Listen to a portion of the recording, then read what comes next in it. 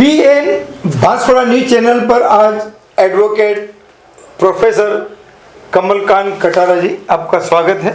जी धन्यवाद। और आप गांधी दर्शन लेखक भारतदोषी, आपका भी स्वागत है। तो SC/ST के आरक्षण में सब कैटेगरी और क्रीमी लेयर को अलग कर सकेंगे, राज्य SC के 7 जजों के फैसले का क्या अर्थ है? जी सर्वप्रथम तो आपने आपके चैनल पर हमें इस विषय पर अपना मत रखने के लिए आमंत्रित किया, उसके लिए तहे दिल से आपका धन्यवाद आपके चैनल का। और BN बांसवाड़ा न्यूज चैनल तो हमेशा ये प्रयत्न करता रहता है। जी और करता रहेगा। जी आपके इस तरह के प्रयास निश्चित रूप से भविष्य में इस क्षेत्र के लिए शुभदायी होंगे। तो सबसे पहले मैं ये स्पष्ट कर दूं कि यह जो फैसला आया है सुप्रीम कोर्ट का, ये EV चिनैया वर्सेज आंध्र प्रदेश 2004 में सुप्रीम कोर्ट का फैसला था ये, और यह भी पहले इसी सब क्लासिफिकेशन पर ही आया है। आंध्र प्रदेश में आरक्षण के संबंध में सुप्रीम कोर्ट ने वर्गीकरण जो वर्ग हैं, जैसे ST है, SC है, विशेष करके ST और SC, ST और SC में सुप्रीम कोर्ट ने अपने पूर्व फैसले में ये स्पष्ट कर दिया था कि ST और SC में उप वर्गीकरण नहीं हो सकता है, उसको और आगे छोटी कैटेगरी में, उप कैटेगरी में इन वर्गों को और नहीं बांटा जा सकता है। लेकिन अब सुप्रीम कोर्ट की ही बड़ी बेंच ने, जो संवैधानिक बेंच है 7 जजों की, और ये जो ताजा फैसला आया है उसमें सुप्रीम कोर्ट ने पंजाब के मामले को लेकर के, पंजाब में आरक्षण के मामले को लेकर के, ये जो पूर्व में सुप्रीम कोर्ट का जो अपना जो फैसला था कि ST और SC में उपवर्गीकरण नहीं हो सकता है, उसी फैसले की समीक्षा करके उस फैसले को बदल करके अब सुप्रीम कोर्ट का ये कहना है कि अगर कोई सरकार या राज्य सरकार ST/SC में आरक्षण का लाभ देने के लिए अगर उपवर्गीकरण करती है तो ये असंवैधानिक नहीं है। नहीं, हाँ, अब असंवैधानिक नहीं है।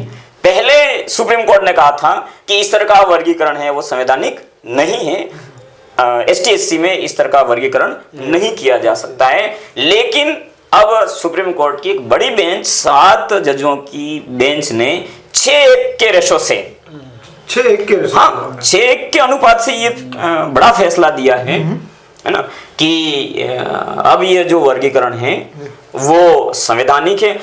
इस संबंध में मेरा ये मानना है, ये कहना है कि लगभग 24 साल पहले की परिस्थिति में सुप्रीम कोर्ट ने जो फैसला दिया था वो अब काफी बदल चुकी है।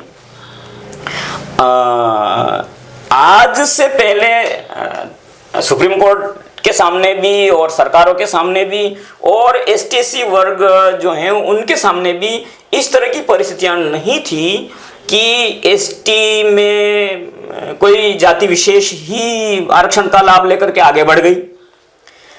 जब आरक्षण लागू हुआ, जब आरक्षण की कैटेगरी बनी, ST कैटेगरी बनी, उस समय लगभग सभी में शिक्षा का स्तर 0 के बराबर था, नगण्य था, है ना। लेकिन कुछ जातियां जैसे ST में ही राजधानी के पास में निवास करती हैं, महानगरों के पास में निवास करती हैं, उन्हें शिक्षा के बेहतर अवसर मिल गए और वो जो है उस आरक्षण में आगे बढ़ गए, वही जो है IAS, IPS, RS वगैरह बनने लगे। और कुछ जैसे हमारे यहाँ दक्षिण राजस्थान की स्थिति है, तो यहाँ देखिए कि हमारे जो भील हैं यहाँ, एक इस पहाड़ी पे, एक उस पहाड़ी पे, जहाँ ना लाइट की सुविधा है, न बेहतर शिक्षा की सुविधा है, न स्वास्थ्य की स्थिति भी, मतलब आपके मूलभूत सुविधाओं से भी अभी तक वंचित हैं लोग।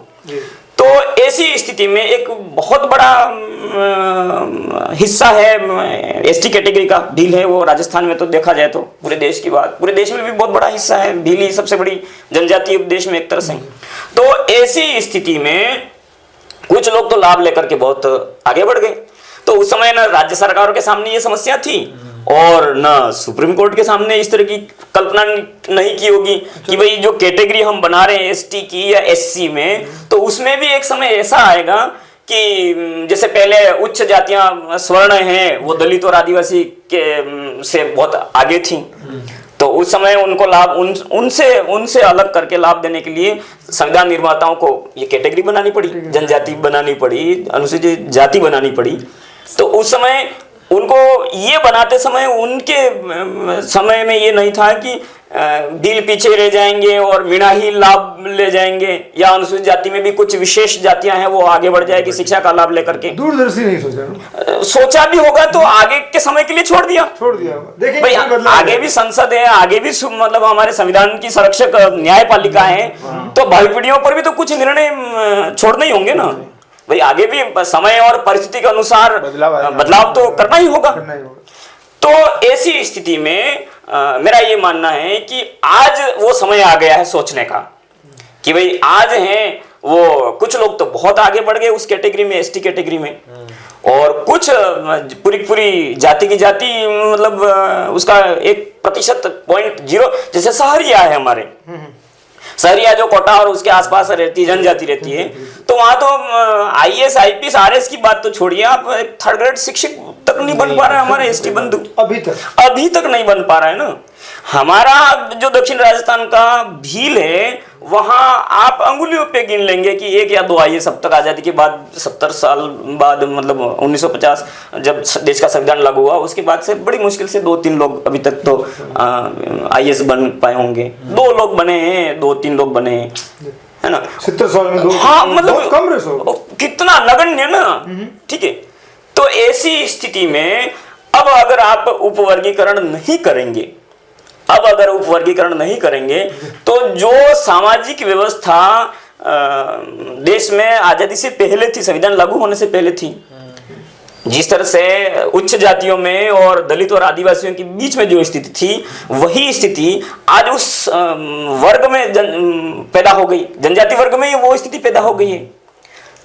वही पैदा हो गई ना कि जो आगे बढ़ गए वही अब चाहते हैं कि भाई हम ही मतलब इसका लाभ लेते रहें, और जो पीछे रह गए वो अब आप उस दौड़ में पीछे रहें, तो हमें इससे कोई एतराज नहीं।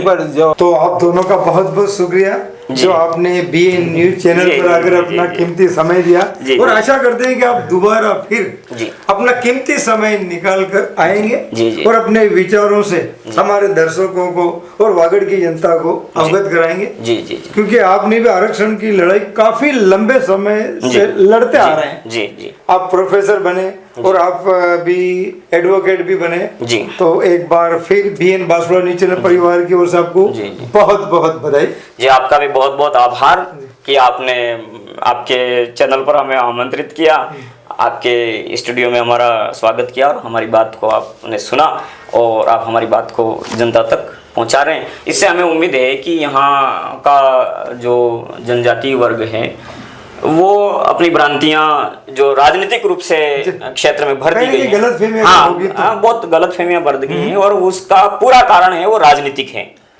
तो राजनीतिक गलतफहमियों से दूर होकर के और आने वाली पीढ़ियों को लाभ मिल सके, उसके लिए ये जो फैसला आया है उसका स्वागत करें, और उसमें अगर कोई किसी भी तरह की शंकाएं हैं तो एक उचित माध्यम से सरकार के सामने रखी जाए और सरकार से आग्रह किया जाए कि उन शंकाओं को दूर करते हुए उपवर्गीकरण किया जाए, ताकि जो वास्तव में पात्र लोग हैं, जो वंचित लोग अभी तक रह गए हैं, उन्हीं समुदाय में, उन्हीं कैटेगरीज में वो आगे बढ़ने का अवसर पा सकें। तो बीएन बांसवाड़ा न्यूज चैनल भी सरकारों से और जिम्मेदारों से ये अनुरोध करता है कि कमलकांत कटारा जी जो कह रहे हैं उनके विचारों पर गौर करें।